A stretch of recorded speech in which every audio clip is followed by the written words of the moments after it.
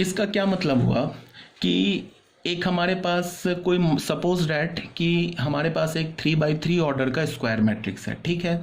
तो तुम उस स्क्वायर मैट्रिक्स में कोई भी रो आप तुम चूज कर लो, या R1 ले लो, R2 ले लो, R3 ले लो, एनी वन ऑफ द 3 रोज, या कोई भी 3 कॉलम्स चूज कर लो, C1 C2 C3। अब करना क्या, मान लो कि तुमने सेकेंड रो चूज किया, तो सेकेंड रो में अगर 3 by 3 ऑर्डर का तुम्हारे पास मैट्रिक्स है तो सेकेंड रो में 3 एलिमेंट्स होंगे।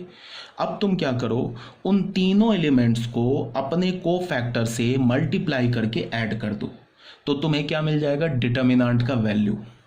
ठीक है, मान लो कि तुमने सेकेंड रो चूज किया, सेकेंड रो की जगह मान लो तुमने थर्ड रो चूज किया, कोई भी रो ले सकते हो, कोई भी कॉलम ले सकते हो।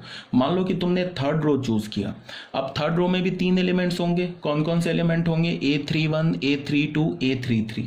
तो तुम क्या करो कि थर्ड रो के हर एक एलिमेंट को अपने को फैक्टर से मल्टीप्लाई करके ऐड कर दोगे, तो तुम्हें क्या मिल जाएगा, डिटर्मिनेंट वैल्यू।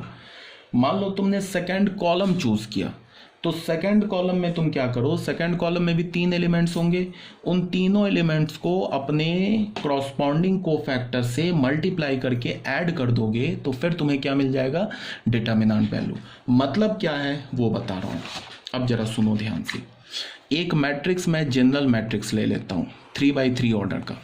मान लो मैंने ले लिया A11 A12 A13 A21 A22 A23 A31 A32 A33।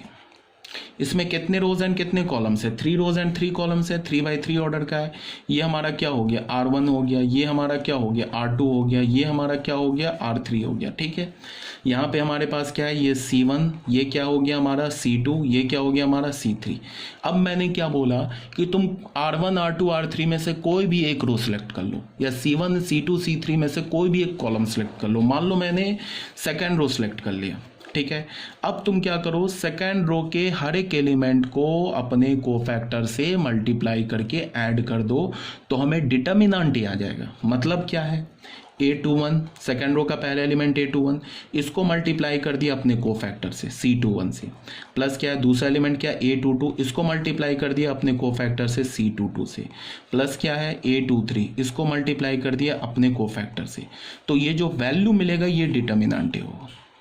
ठीक है, अब मान लो कि हमने R1 सेलेक्ट कर लिया, तो R1 में क्या एलिमेंट है, A11, इसको हमने अपने कोफैक्टर से मल्टीप्लाई कर दिया। फिर A12, इसको हमने अपने कोफैक्टर से मल्टीप्लाई कर दिया। फिर हो गया A13, इसको हमने अपने कोफैक्टर से मल्टीप्लाई कर दिया। ये भी डिटर्मिनेंट A ही आएगा।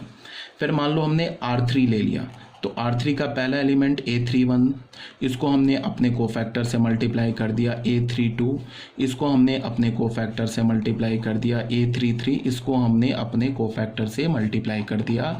वैल्यू डिटर्मिनेंट A ही आएगा। ठीक है, ये तो हो गई रो की बात। अब हमने इसमें क्या किया था, हमने R2 ले लिया, इसमें हमने क्या किया, R1 ले लिया, इसमें हमने क्या किया, R3 ले लिया। अब आ जाते कॉलम पे। मान लो हमने फर्स्ट कॉलम लिया, फर्स्ट कॉलम का एलिमेंट क्या, A11, इसको मल्टीप्लाई कर दिया अपने कोफैक्टर से। फर्स्ट कॉलम का सेकंड एलिमेंट क्या, A21, इसको हमने मल्टीप्लाई कर दिया अपने कॉरस्पॉन्डिंग कोफैक्टर से। फर्स्ट कॉलम का थर्ड एलिमेंट क्या, A31, इसको हमने मल्टीप्लाई कर दिया अपने कॉरस्पॉन्डिंग कोफैक्टर से, तो इसका वैल्यू भी डिटर्मिनेंट A ही होगा। सेकेंड कॉलम लिया तो A12 इंटू C12 प्लस क्या हो गया, A22 into C22 plus A32 into C32 is equal to determinant A। फिर क्या होगा, A13 इंटू C13 प्लस क्या होगा, A23 इंटू C23 प्लस क्या होगा, A33 इंटू C33। ये भी डिटर्मिनेंट A ही होगा। ये हमारा क्या है, A11 C1 है, ये हमारा क्या है, C2 के क्रॉसपॉन्डिंग हमने। इसी को हम क्या बोलते हैं कि expansion of the determinant along row one और कॉलम, और एलोंग रो और कॉलम।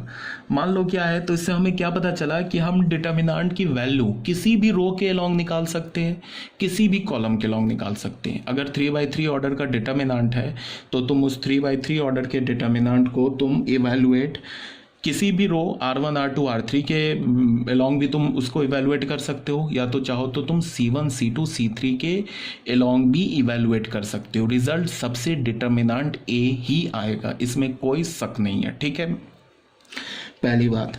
दूसरी बात क्या कि अब कोई बच्चा पूछेगा कि हमें कौन से रो कौन से कॉलम के करॉस्पॉन्डिंग इवैल्यूएट करना चाहिए। तो ये तो बहुत सिंपल आईक्यू बेस्ड क्वेश्चन है। ये इसका आंसर होगा कि जिस रो कॉलम में तुम्हें मैक्सिमम जीरो दिख जाए, मान लो कि यहाँ तुम्हें दिख रहा है 0 0, यहाँ तुम्हें 0 0 दिख रहा है, ये A22 A23 अगर तुम्हें 0 0 दिख रहा है, बाकी ये सब नॉन जीरो है, तो कॉमन सेंस क्या है कि तुम अगर R2 के लॉन्ग एक्सपेंड करोगे तो तुम्हारा कैलकुलेशन सेव हो जाएगा। R2 के लॉन्ग अगर तुम एक्सपेंड करोगे तो ये दो एलिमेंट को तो तुम्हें लिखने की जरूरत ही नहीं पड़ेगा, इसका वैल्यू तो तुम्हें फाइंड आउट करने की जरूरत ही नहीं पड़ेगी, ये सीधे इसी वैल्यू से आ जाएगा आंसर। समझ रहे हो ना बात? बिकॉज ये A22 0 है, A23 0 है, तो हम डिटर्मिनेंट को उस रो या उस कॉलम के लॉन्ग एक्सपेंड करते हैं जिसमें हमें मैक्सिमम जीरो दिख जाए, पहली बात। दूसरी बात क्या कि अगर मान लो जीरो नहीं है, किसी भी रो किसी भी कॉलम में जीरो नहीं है, तो फिर क्या करेंगे? तो फिर वो रो और कॉलम हम चूज कर लेंगे जिसमें छोटे नंबर्स हैं, बड़े नंबर्स नहीं है। या फिर तुम ऐसे करो, इतना दिमाग मत लगाओ, किसी भी रो किसी भी कॉलम के लॉन्ग एक्सपेंड कर लो, रिजल्ट तो सेम आएगा। ठीक है,